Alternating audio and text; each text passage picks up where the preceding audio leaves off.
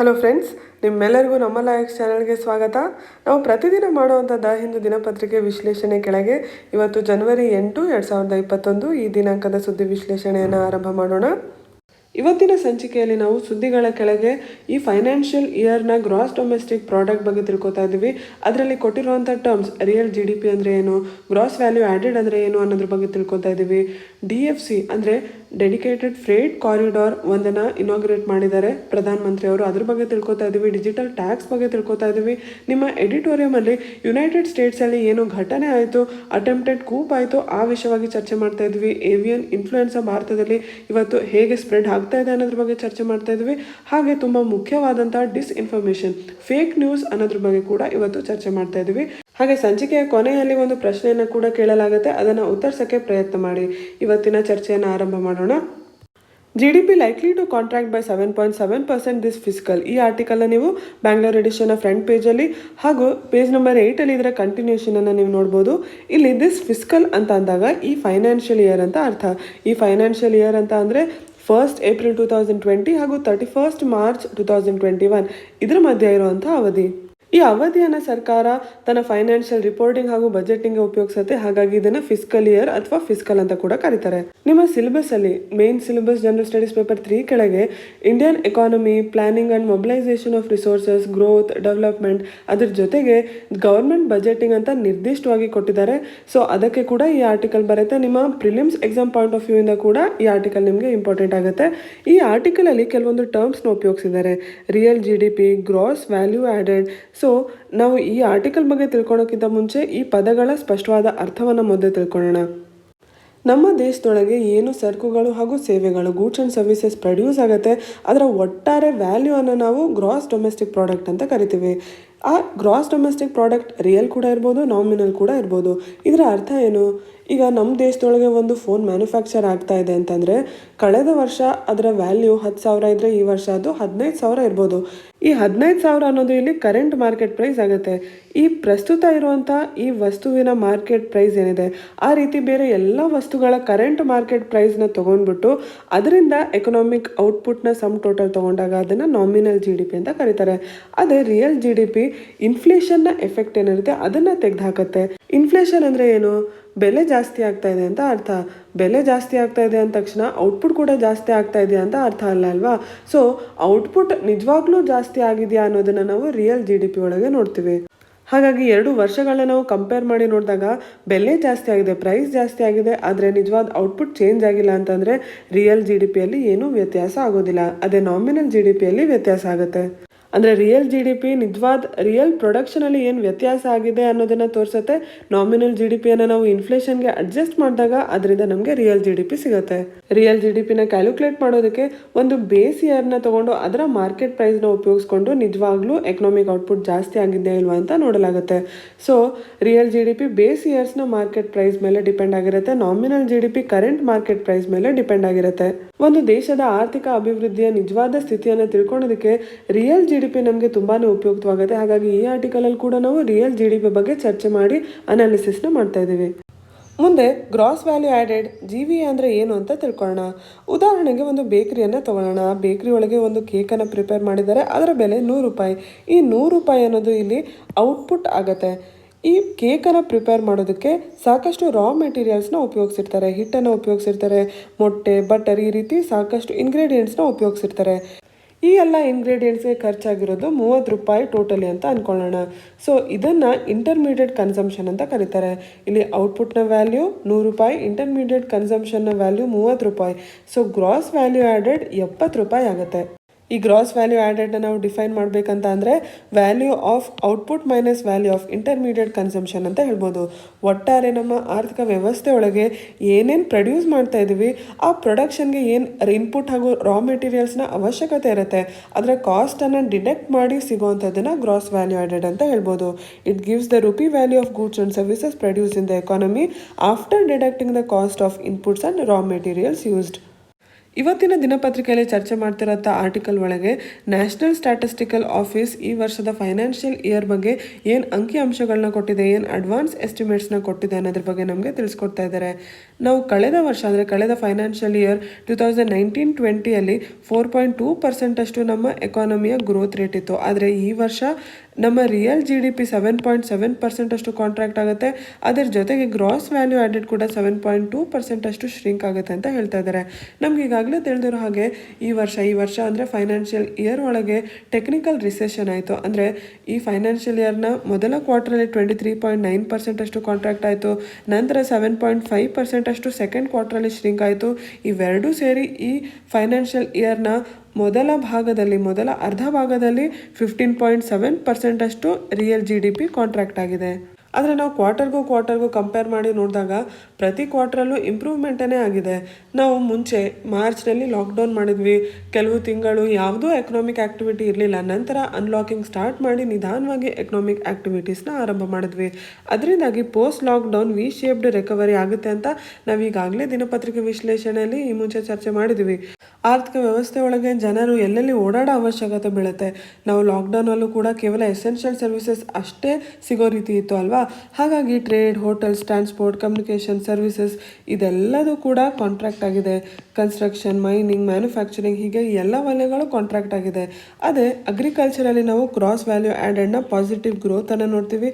ಹಾಗೆ electricity, gas, water supply ಈ ರೀತಿ ಯುಟಿಲಿಟಿ ಸರ್ವಿಸಸ್ ಕೂಡ 2.7% ಅಷ್ಟು ನಾವು GVAನ ಗ್ರೋತ್ ನೋಡ್ತೀವಿ. ದೇಶದೊಳಗೆ ಎಕನಾಮಿಕ್ ಆ್ಯಕ್ಟಿವಿಟೀಸ್ ಅಂದರೆ ಏನು? ಪ್ರೈವೇಟ್ ಕನ್ಸಂಪ್ಷನ್, ನಾವೆಲ್ಲರೂ ಏನು ಖರ್ಚು ಮಾಡ್ತೀವಿ, ಹೊರಗೋಗಿ ಏನು ಹೂಡಿಕೆಯನ್ನು ಮಾಡ್ತೀವಿ, ಅದೆಲ್ಲವೂ ಕೂಡ ಈ ವರ್ಷ ಕಮ್ಮಿ ಆದರೂ ಸರ್ಕಾರದ ಎಕ್ಸ್ಪೆಂಡಿಚರ್ ಎಷ್ಟು ಆಗಬೇಕಿತ್ತು ಅಷ್ಟು ಆಗಿಲ್ಲ. ಫಿಸ್ಕಲ್ ಕನ್ಸಾಲ್ಟೇಷನಲ್ಲೂ ಕೂಡ ಹಲವು ಸವಾಲುಗಳಿದ್ದಾವೆ. ಆದರೂ ಕೂಡ second half of the financial ಇಯರಲ್ಲಿ 17% ಅಷ್ಟು ಗೌರ್ಮೆಂಟ್ ಎಕ್ಸ್ಪೆಂಡಿಚರ್ ಗ್ರೋತ್ ಆಗುತ್ತೆ ಅಂತ ಎಕ್ಸ್ಪೆಕ್ಟ್ ಮಾಡ್ತಾ ಇದ್ದಾರೆ.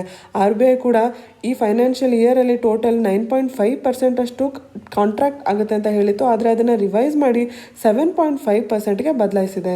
ನ್ಯಾಷನಲ್ ಸ್ಟ್ಯಾಟಿಸ್ಟಿಕಲ್ ಆಫೀಸ್ನ ಎಸ್ಟಿಮೇಟ್ಸ್ ಪ್ರಕಾರ ಕೂಡ ಈ ವರ್ಷದ ಸೆಕೆಂಡ್ ಹಾಫಲ್ಲಿ 0 ಗ್ರೋತ್ ಅಥವಾ ಕೇವಲ 0.1% ಅಷ್ಟು ಕಾಂಟ್ರಾಕ್ಷನ್ ಆಗುತ್ತೆ.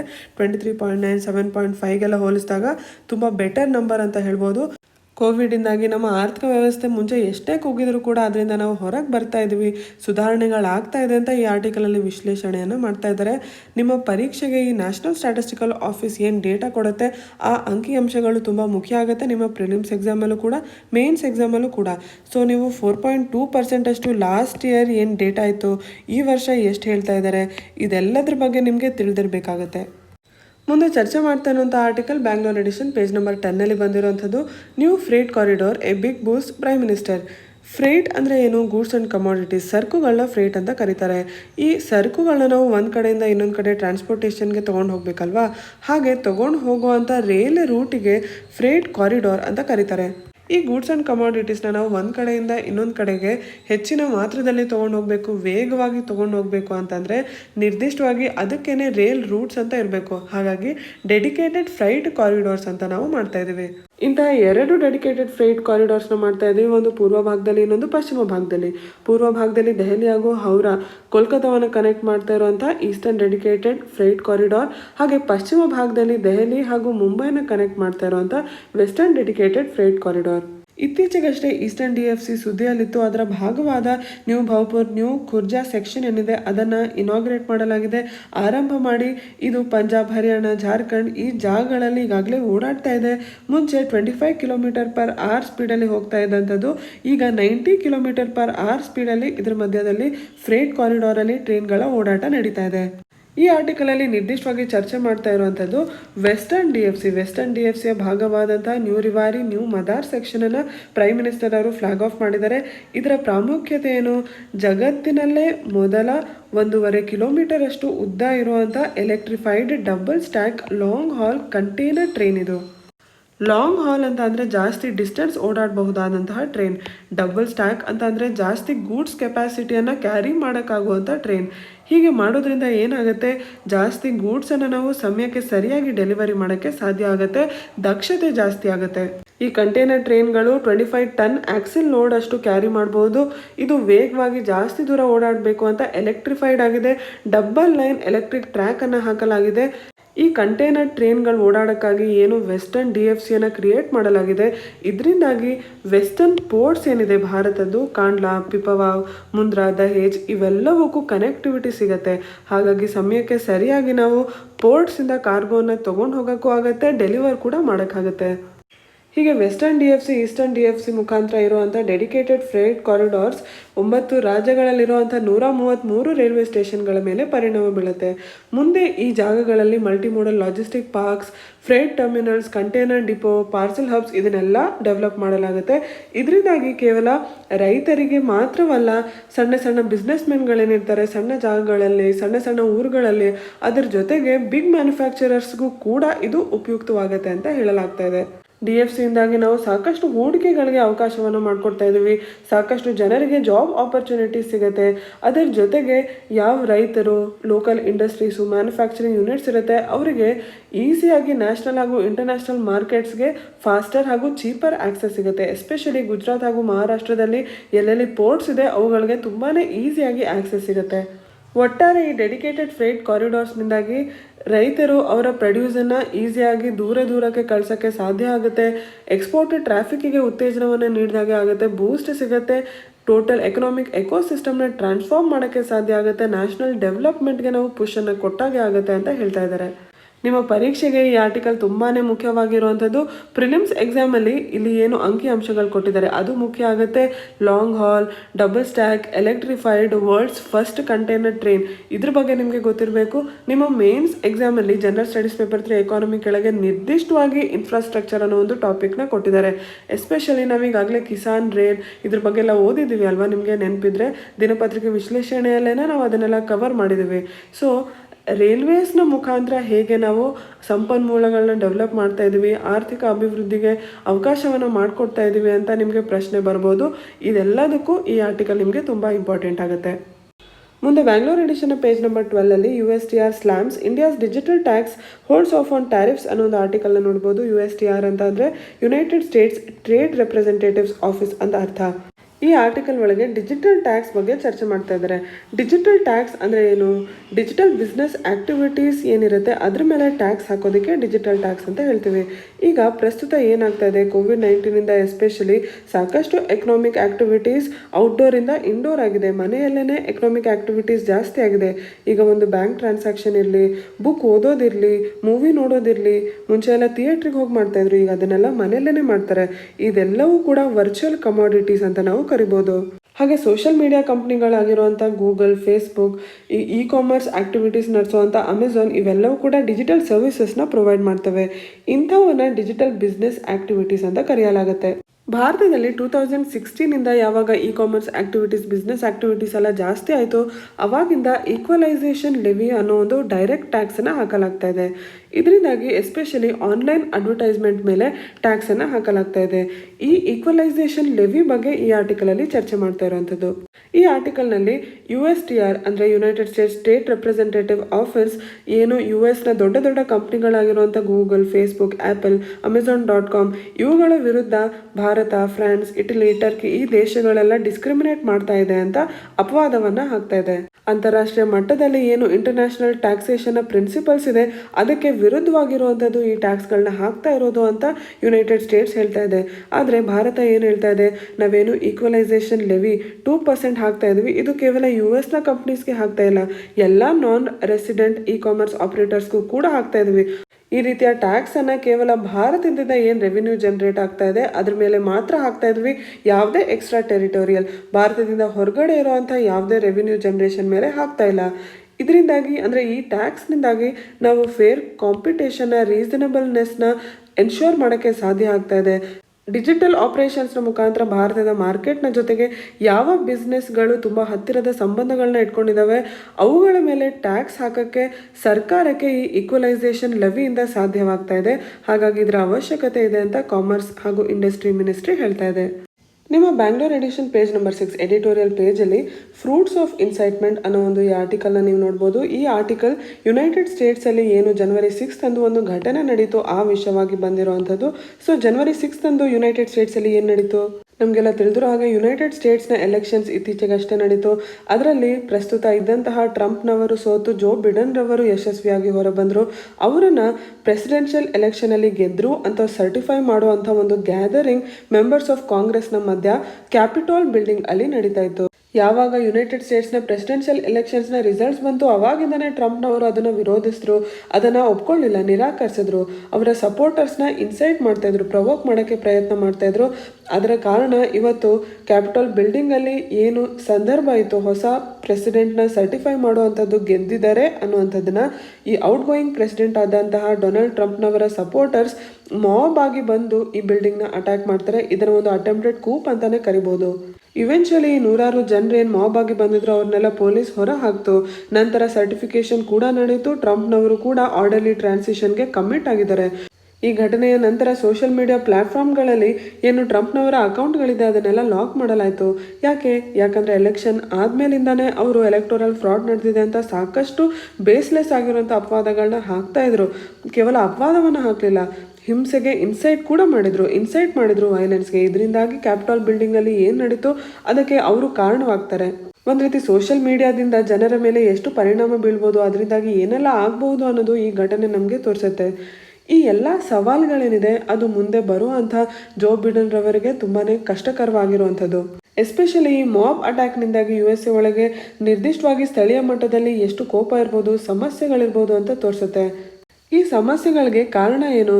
ಯುನೈಟೆಡ್ ಸ್ಟೇಟ್ಸ್ನ ಆರ್ಥಿಕ ವ್ಯವಸ್ಥೆ ಹಾಗೂ ಸಮಾಜದಲ್ಲಿ ಸಾಕಷ್ಟು ಬದಲಾವಣೆಗಳಾಗಿದೆ. ಎಸ್ಪೆಷಲಿ ಅಲ್ಲಿಯ ಮಿಡಲ್ ಕ್ಲಾಸ್ ಜನ, ಬ್ಲೂ ಕಾಲರ್ ವರ್ಕರ್ಸ್ ಏನಿರ್ತಾರೆ ಅವರ ಮೇಲೆ ಸಾಕಷ್ಟು ಪರಿಣಾಮ ಬಿದ್ದಿದೆ. ಜಗತ್ತಿನಲ್ಲಿ ಯಾವಾಗ ಜಾಗತೀಕರಣ ಆರಂಭ ಆಯಿತು ಅವಾಗಿಂದ ಹೊರಗಡೆಯಿಂದ ಜನರು ಹೋಗಿ USA ಅಲ್ಲಿ ನೆಲೆಸೋಕ್ಕೆ ಆರಂಭ ಮಾಡಿದ್ರು. ಇಮಿಗ್ರೇಷನ್ ಸ್ಟಾರ್ಟ್ ಆಯಿತು. ಸೊ ಇಮಿಗ್ರೇಷನ್, ಗ್ಲೋಬಲೈಸೇಷನ್ ಎರಡೂ ಸೇರಿ ಅಲ್ಲಿ ಸ್ಥಳೀಯ ಜನರೇನಿದ್ದಾರೆ ಅವರಲ್ಲಿ ಒಂದು ಎಕನಾಮಿಕ್ ಇನ್ಸೆಕ್ಯೂರಿಟಿ ಕ್ರಿಯೇಟ್ ಮಾಡ್ತು. ರೇಷಿಯಲ್ ಪ್ರೆಜುಡ್ಯೂಸ್ಗೆ ಜಾಸ್ತಿ ಅವಕಾಶವನ್ನು ಕೊಡ್ತು. ಈ ಸೆಂಟಿಮೆಂಟ್ ಏನಿದೆ ಅವರ ಎಕನಾಮಿಕ್ ಇನ್ಸೆಕ್ಯೂರಿಟಿಯನ್ನು, ಸೋಷಿಯಲ್ ಇನ್ಸೆಕ್ಯೂರಿಟಿಯನ್ನು ಟ್ರಂಪ್ನವರು ಒಂದು ರೀತಿಯಲ್ಲಿ ಎಕ್ಸ್ಪ್ಲಾಯ್ಟ್ ಮಾಡಿದ್ರು. ಹಾಗೆ ಮಾಡಿದ ಕಾರಣ ಅಲ್ಲಿಯ ಸ್ಥಳೀಯ ಜನರಲ್ಲಿ ಒಂದು ಸೆನ್ಸ್ ಆಫ್ ಏಲಿಯನೇಷನ್ ಇದೆ. ಸಾಮಾಜಿಕವಾಗಿ, ಆರ್ಥಿಕವಾಗಿ ಒಂದು ರೀತಿಯಲ್ಲಿ ಡಿಸ್ಫಂಕ್ಷನಲ್ ಎನ್ವಿರಾನ್ಮೆಂಟ್ನ ಅವರು ಕ್ರಿಯೇಟ್ ಮಾಡಿದ್ರು. ಅದನ್ನೆಲ್ಲ ಬಿಡನ್ ರವರ ನೇತೃತ್ವ ಸರಿ ಮಾಡಬೇಕು, ಬ್ಯಾಲೆನ್ಸ್ ಮಾಡಬೇಕು ಆ ಸಮಾಜದಲ್ಲಿ. ಒಂದು ಕಡೆ COVID-19 ಹೊರಗೆ ಬರ್ತಾ ಇರುವಂಥ ಆರ್ಥಿಕ ವ್ಯವಸ್ಥೆ, ಅದರ ಜೊತೆ ಫ್ರೀ ಮಾರ್ಕೆಟ್ ಲಿಬ್ರಲೈಸೇಷನ್ ಏನಿದೆ ಅದರಿಂದ ಏನು ನೆಗೆಟಿವ್ ಎಫೆಕ್ಟ್ಸ್ ಇರುತ್ತೆ ಅದನ್ನೆಲ್ಲ ಅಡ್ರೆಸ್ ಮಾಡಬೇಕು. ಜೊತೆಗೆ ತುಂಬ ಸೆನ್ಸಿಟಿವ್ ಆಗಿರುವಂಥ ಇಮಿಗ್ರೇಷನ್ ರಿಫಾರ್ಮ್ ಬಗ್ಗೆ ಕೂಡ ಅವರು ಟ್ಯಾಕಲ್ ಮಾಡಬೇಕಾಗುತ್ತೆ. ಈ ಎಲ್ಲದನ್ನು ಅವರು ಮಾಡಬೇಕಾಗುತ್ತೆ. ಸೊ ಅವರ ಪರಿಸ್ಥಿತಿ ತುಂಬ ಕಠಿಣವಾಗಿರುವಂಥದ್ದು. ಅವ್ರು ಏನು ಮಾಡ್ತಾರೆ ಅನ್ನೋದನ್ನು ಕಾದು ನೋಡಬೇಕು. ಆದರೆ ಈ ಮಾಬ್ ಅಟ್ಯಾಕ್ ಏನಾಯಿತು ಅದರಿಂದಾಗಿ ಅವರ ಸವಾಲುಗಳು, ಕಷ್ಟಗಳು ಇನ್ನೂ ಜಾಸ್ತಿ ಏನೋ ಅನ್ನೋ ರೀತಿ ಕಾಣ್ತಾ ಇದೆ ಅಂತ ಈ ಆರ್ಟಿಕಲಲ್ಲಿ ಚರ್ಚೆ ಮಾಡ್ತಾ ಇದ್ದಾರೆ. ಅಂತಾರಾಷ್ಟ್ರೀಯ ಮಟ್ಟದಲ್ಲಿ USA ಒಳಗೆ ಏನು ನಡೆಯುತ್ತೆ ಅನ್ನೋದು ನಮಗೆ ತುಂಬ ಮುಖ್ಯ ಆಗುತ್ತೆ. ಇಂಟರ್ನ್ಯಾಷನಲ್ ರಿಲೇಷನ್ಸ್ಗೆ ಮುಖ್ಯ ಆಗುತ್ತೆ. ಹಾಗಾಗಿ ನಮಗೆ ಈ ಆರ್ಟಿಕಲ್ ಕೂಡ ಮುಖ್ಯ ಆಗುತ್ತೆ. USA ಒಳಗೆ ಈಗ ನಡೆದಂಥ ಮಾಬ್ ಅಟ್ಯಾಕ್ ಒಳಗೆ ಡೆಮೋಕ್ರಸಿ ಮೇಲೆ ಏನು ಪರಿಣಾಮ ಬಿದ್ದಿದೆ ಅನ್ನೋದಕ್ಕೂ ಕೂಡ ಉದಾಹರಣೆ ಆಗುತ್ತೆ. ಸೊ ಡೆಮೋಕ್ರಸಿ, ಇಂಟರ್ನ್ಯಾಷನಲ್ ರಿಲೇಷನ್ಸ್ ಎರಡರೂ ವಿಷಯವಾಗಿ ಈ ಆರ್ಟಿಕಲ್ನ ನೀವು ನೆನ್ಪಿಟ್ಕೋಬೇಕು. ಮುಂದೆ ಚರ್ಚೆ ಮಾಡ್ತಿರೋಂಥ ಆರ್ಟಿಕಲ್ ಕೂಡ ಬ್ಯಾಂಗ್ಳೂರ್ ಎಡಿಷನ್ನ ಎಡಿಟೋರಿಯಲ್ ಪೇಜ್ ನಂಬರ್ 6 ಬಂದಿರೋವಂಥದ್ದು. Flu in full flight. 6 ಜನವರಿ ದಿನಪತ್ರಿಕೆ ವಿಶ್ಲೇಷಣೆ ಮಾಡ್ತಾ ಇರ್ಬೇಕಾದ್ರೆ ಭಾರತದಲ್ಲಿ ಏವಿಯನ್ ಇನ್ಫ್ಲುಯೆನ್ಸಾ ಅಥವಾ ಬರ್ಡ್ ಫ್ಲೂನ ಏನು ಔಟ್ಬ್ರೇಕ್ ಆಗ್ತಾ ಇದೆ ಅನ್ನೋದ್ರ ಬಗ್ಗೆ ಈಗಾಗಲೇ ಚರ್ಚೆ ಮಾಡಿದ್ದೀವಿ. ಅದಕ್ಕೆ ಸಂಬಂಧಿತವಾಗೇ ಈ ಎಡಿಟೋರಿಯಲ್ ಅನಾಲಿಸಿಸ್ ಕೂಡ ಇರುವಂಥದ್ದು. ಇಲ್ಲಿ ಏವಿಯನ್ ಇನ್ಫ್ಲುಯೆನ್ಸಾದ 2 ಸಬ್ ಟೈಪ್ಗಳು H5N1, H5N8 ಇವೆರಡರ ಬಗ್ಗೆ ಚರ್ಚೆ ಮಾಡ್ತಾ ಇದ್ದಾರೆ. ಈಗಾಗಲೇ ರಾಜಸ್ಥಾನ್, ಮಧ್ಯಪ್ರದೇಶ್, ಹಿಮಾಚಲ್ ಪ್ರದೇಶ್, ಕೇರಳ ಈ ಎಲ್ಲವೂ ಕೂಡ H5N1 ಹಾಗೂ H5N8ಗೆ ಎಪಿಸೆಂಟರ್ಸ್ ಆಗಿದ್ದಾವೆ ಈ 4 ರಾಜ್ಯಗಳು ಅಂತ ಈಗಾಗಲೇ ರಿಪೋರ್ಟಿಂಗ್ ಬಂದಿದೆ. ಅದನ್ನು ಬಿಟ್ಟು ಹರಿಯಾಣದಲ್ಲಿ ಪೌಲ್ಟ್ರಿ ಬರ್ಡ್ಸ್ಗಳು ಸತ್ತಿದ್ದಾವೆ. ಜಾರ್ಖಂಡ್ ಹಾಗೂ ಗುಜರಾತಲ್ಲೂ ಕೂಡ ಈ ರೀತಿ ಸಂದರ್ಭಗಳನ್ನ ನಾವು ನೋಡ್ತಾ ಇದ್ದೀವಿ. ಆದರೆ ಈ 3 ರಾಜ್ಯಗಳಲ್ಲಿ ಯಾವುದು ಇದಕ್ಕೆ ಕಾರಣವಾಗಿರೋದು ಅಂತ ಏನೋ ಗೊತ್ತಾಗಿಲ್ಲ. ಇನ್ನು ಈ 2 ವೈರಸ್ಗಳು ಬೇರೆ ಬೇರೆ ರಾಜ್ಯದಲ್ಲಿ ಬೇರೆ ಬೇರೆ ರೀತಿಯ ಬೇರೆ ಬೇರೆ ಬರ್ಡ್ಸ್ನ ಅಟ್ಯಾಕ್ ಮಾಡಿದೆ. ರಾಜಸ್ಥಾನಲ್ಲಿ ಕಾಗೆಗಳನ್ನ ಅಟ್ಯಾಕ್ ಮಾಡಿದೆ, ಮಧ್ಯಪ್ರದೇಶಲ್ಲೂ ಕೂಡ ಕಾಗೆಗಳನ್ನ ಅಟ್ಯಾಕ್ ಮಾಡಿದೆ. ಅದೇ ಹಿಮಾಚಲ್ ಪ್ರದೇಶಲ್ಲಿ ಮೈಗ್ರೇಟರಿ ಬರ್ಡ್ಸ್ನ ಅಟ್ಯಾಕ್ ಮಾಡಿದೆ, ಕೇರಳದಲ್ಲಿ ಪೌಲ್ಟ್ರಿ ಬರ್ಡ್ಸ್ನ ಅಟ್ಯಾಕ್ ಮಾಡಿದೆ. ಟೆಸ್ಟ್ ನಂತರ ನಮಗೆ ತಿಳಿದಿರುವಂತಹ ಮಾಹಿತಿ ಏನಂತಂದರೆ ಹಿಮಾಚಲ್ ಪ್ರದೇಶನಲ್ಲಿ ಏನು 2000 ಮೈಗ್ರೇಟರಿ ಬರ್ಡ್ಸ್ ತೀರ್ಕೊಂಡಿದ್ದಾವೆ. ಅವೆಲ್ಲವೂ H5N1 ಆದರೆ ಕೇರಳದಲ್ಲಿ ಹಾಗೂ ರಾಜಸ್ಥಾನ್, ಮಧ್ಯಪ್ರದೇಶಲ್ಲೆಲ್ಲ ತೀರ್ಕೊಂಡಿರುವಂಥದ್ದು H5N8 ಭಾರತದಲ್ಲಿ ಏನು 2015 ನ್ಯಾಷನಲ್ ಏವಿಯನ್ ಇನ್ಫ್ಲುಯೆನ್ಸಾ ಪ್ಲಾನ್ ಇದೆ ಅದರ ಪ್ರಕಾರ ಕೇರಳದಲ್ಲಿರುವಂಥ ಅಲಪುಜಾ, ಕೊಟ್ಟಯಂ ಈ ಜಾಗಗಳಲ್ಲಿರುವಂಥ 69,000 ಬರ್ಡ್ಸ್ನ ಕಲ್ಲಿಂಗ್ ನಡೆದಿದೆ. ಅಂದರೆ ಅವುಗಳನ್ನ ಎಲಿಮಿನೇಟ್ ಮಾಡಲಾಗಿದೆ. ಸಾಮಾನ್ಯವಾಗಿ ಮೈಗ್ರೇಟರಿ ಬರ್ಡ್ಸ್ನ ಮುಖಾಂತರ ಒಂದು ಜಾಗದಿಂದ ಇನ್ನೊಂದು ಜಾಗಕ್ಕೆ ತುಂಬ ದೂರಕ್ಕೆ, ಸಾಮಾನ್ಯವಾಗಿ ಇವೆಲ್ಲ ವಿಂಟರಲ್ಲಿ ಓಡಾಡೋದು ಜಾಸ್ತಿ. ಹಾಗಾಗಿ ಲಾಂಗ್ ಡಿಸ್ಟೆನ್ಸ್ ಟ್ರಾನ್ಸ್ಮಿಷನ್ ಆಗೋಕ್ಕೆ ಸಾಧ್ಯತೆಗಳಿರುತ್ತೆ. ಅದಾದ ನಂತರ ಅಲ್ಲಿ ಒಂದು ಸ್ಥಳೀಯ ಮಟ್ಟದಲ್ಲಿ ಅದು ಹರಡೋಕ್ಕೆ ಸಾಧ್ಯ ಇರುತ್ತೆ, ಅಲ್ಲಿಯ ಹಕ್ಕಿಗಳು, ಪೌಲ್ಟ್ರಿಯಲ್ಲಿ. ಹಾಗಾಗಿ ರಾಜ್ಯಗಳಲ್ಲಿ ಎಸ್ಪೆಷಲಿ ಮೈಗ್ರೇಟರಿ ಬರ್ಡ್ಸ್ ಬಗ್ಗೆ ಒತ್ತನ್ನು ಕೊಟ್ಟು ಈ ರೀತಿ ಔಟ್ಬ್ರೇಕ್ಸ್ ಆಗದೇ ಇರೋ ರೀತಿಯಲ್ಲಿ ನೋಡ್ಕೊಳ್ಳಿ ಅಂತ ಹೇಳಲಾಗಿದೆ. ಪೌಲ್ಟ್ರಿ ಫಾರ್ಮ್ಗಳಲ್ಲಿ ಏನು ಬಯೋಸೆಕ್ಯೂರಿಟಿ ಇರುತ್ತೆ ಅದನ್ನು ಬಲಪಡಿಸೋದಕ್ಕೆ ರಾಜ್ಯ ಸರ್ಕಾರಗಳಿಗೆ ಹೇಳಲಾಗಿದೆ. ಹಾಗೆ ಏನು ಹಕ್ಕಿಗಳು ತೀರ್ಕೋತವೆ ಅವುಗಳನ್ನ ಸರಿಯಾಗಿ ಡಿಸ್ಇನ್ಫೆಕ್ಟ್ ಮಾಡಿ ಅವುಗಳ ಡಿಸ್ಪೋಸಲ್ ಆಗಬೇಕಾಗುತ್ತೆ. ಯುರೋಪಿಯನ್ ಫುಡ್ ಸೇಫ್ಟಿ ಅಥಾರಿಟಿ ರಿಪೋರ್ಟ್ನ ಪ್ರಕಾರ ಆಗಸ್ಟ್ ಹಾಗೂ ಡಿಸೆಂಬರ್ನ ಮಧ್ಯ 15 ಯುರೋಪಿಯನ್ ಕಂಟ್ರೀಸಲ್ಲಿ UK-ದಲ್ಲಿ 561 ಏವಿಯನ್ ಇನ್ಫ್ಲೂಯೆನ್ಸಾ ಡಿಟೆಕ್ಷನ್ಸ್ ನಡೆದಿದ್ದಾವೆ. ಈ ಡಿಟೆಕ್ಷನ್ ವೈಲ್ಡ್ ಬರ್ಡ್ಸಲ್ಲಿ, ಪೌಲ್ಟ್ರಿ ಹಾಗೂ ಕ್ಯಾಪ್ಟಿವ್ ಬರ್ಡ್ಸಲ್ಲೇ ಜಾಸ್ತಿ ಕಂಡಿರುವಂಥದ್ದು. H5N1 ಹಾಗೂ H5N8 ಇಲ್ಲಿ ಕಾಣಿಸ್ಕೊಂಡಿದೆ. ಇವುಗಳ ಜೆನೆಟಿಕ್ ಅನಾಲಿಸಿಸ್ನ ಮಾಡಿ ನೋಡಿದ್ರೆ ಇದು ಏಷ್ಯಾದಿಂದ ವೆಸ್ಟ್ ಸೆಂಟ್ರಲ್ ಏಷ್ಯಾಗೆ ಸ್ಪ್ರೆಡ್ ಆಗಿರುವಂತೆ ಕಾಣುತ್ತೆ. ಹಾಗೆ ನೋಡಿದಾಗ ಏಷ್ಯಾದೊಳಗೆ ಈ ವೈರಸ್ನ ಸ್ಟ್ರೇನ್ ಸರ್ಕ್ಯುಲೇಟ್ ಆಗ್ತಾ ಇದೆ ಅನ್ನೋದು ನಮಗೆ ಗೊತ್ತಾಗುತ್ತೆ. ಇನ್ನು ಈ ಏವಿಯನ್ ಇನ್ಫ್ಲೂಯೆನ್ಸಾ ಮನುಷ್ಯರ ಮೇಲೆ ಪರಿಣಾಮ ಬೀಳುತ್ತಾ ಇಲ್ಲ, ಹ್ಯೂಮನ್ ಟು ಹ್ಯೂಮನ್ ಟ್ರಾನ್ಸ್ಮಿಷನ್ ತುಂಬಾ ಕಮ್ಮಿ ಇದೆ. ಆದರೆ ನಾಳೆ ಮ್ಯೂಟೇಷನ್ಸಿಂದನೋ ಜೆನೆಟಿಕ್ ಅಸಾರ್ಟ್ಮೆಂಟಿಂದನೋ ಏವಿಯನ್ ಇನ್ಫ್ಲೂಯೆನ್ಸಾ ವೈರಸ್ ಒಂದು ಹ್ಯೂಮನ್ ಇನ್ಫ್ಲೂಯೆನ್ಸಾ ಎ ವೈರಸ್ನ ಒಂದು ವ್ಯಕ್ತಿಯಲ್ಲಿ ತೊಗೊಂಬರ್ಬೋದು. ಅದರಿಂದಾಗಿ ನಾಳೆ ಪ್ಯಾಂಡಮಿಕ್ನಂತಹ ಸಿಚುವೇಶನ್ ಕೂಡ ಬರ್ಬೋದು. ಹಾಗಾಗಿ ಈ ವೈರಸ್ನ ಜೀನೋಮ್ ಸೀಕ್ವೆನ್ಸಿಂಗ್ ಮಾಡಬೇಕು, ಅಂದರೆ ಇದರ ಎವಲ್ಯೂಷನ್ ಹೇಗಾಗ್ತಿದೆ ಅಂತ ಟ್ರ್ಯಾಕ್ ಮಾಡಬೇಕು.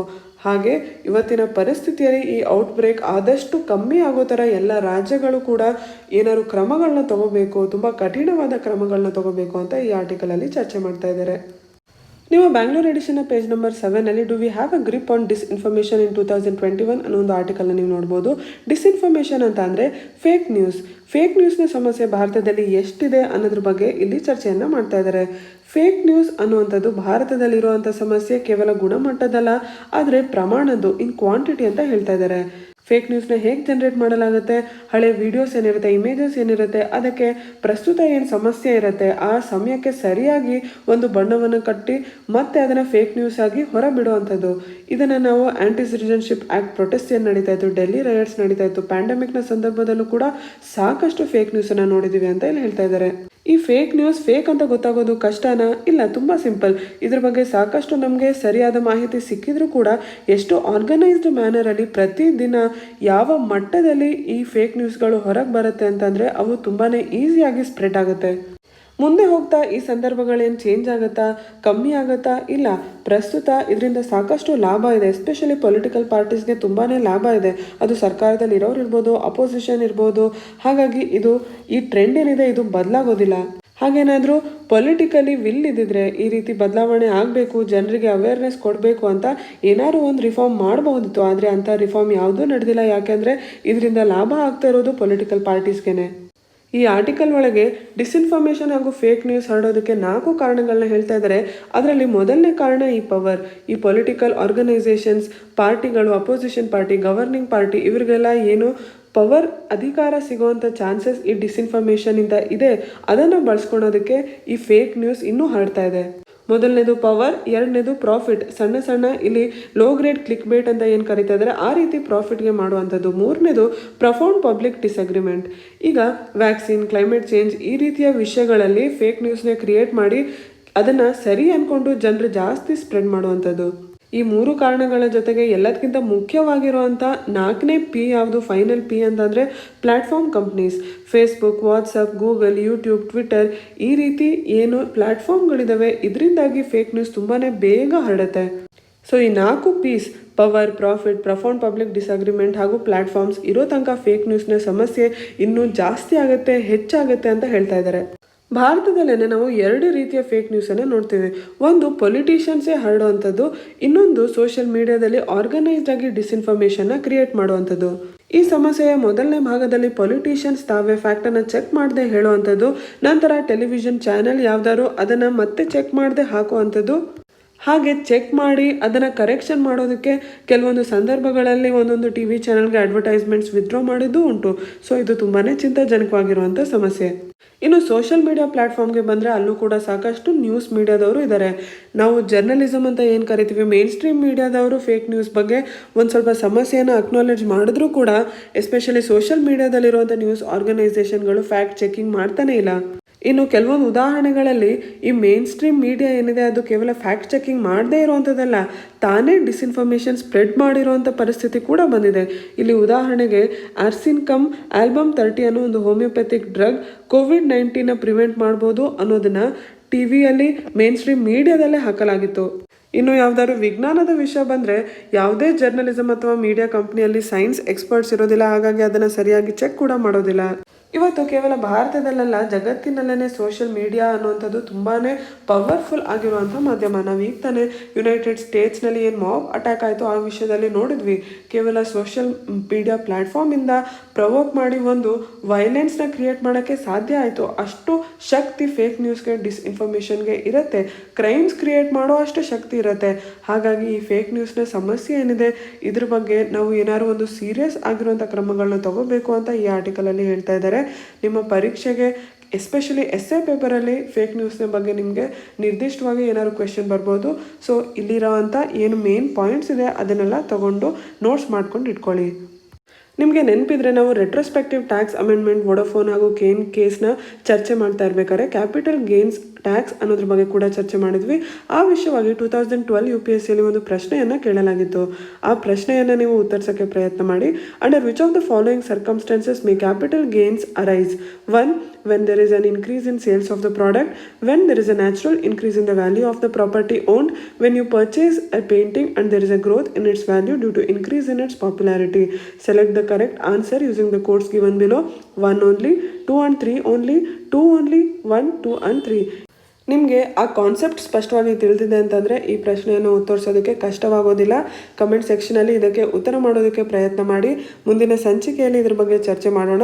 ಇವತ್ತಿನ ವಿಡಿಯೋದಲ್ಲಿ ಕೂಡ ಯಾವುದಾದ್ರು ಟಾಪಿಕ್ಸ್ ಬಗ್ಗೆ ನಿಮಗೆ ಡೌಟ್ಸ್ ಇದ್ದಲ್ಲಿ ಕಮೆಂಟ್ ಸೆಕ್ಷನಲ್ಲಿ ಕೇಳಿ. ನಮ್ಮ ಚಾನೆಲ್ನ ಸಬ್ಸ್ಕ್ರೈಬ್ ಮಾಡಿ, ಈ ವಿಡಿಯೋಗೆ ಲೈಕ್ ಹಾಗೂ ಕಮೆಂಟ್ ಮಾಡಿ. ಧನ್ಯವಾದಗಳು.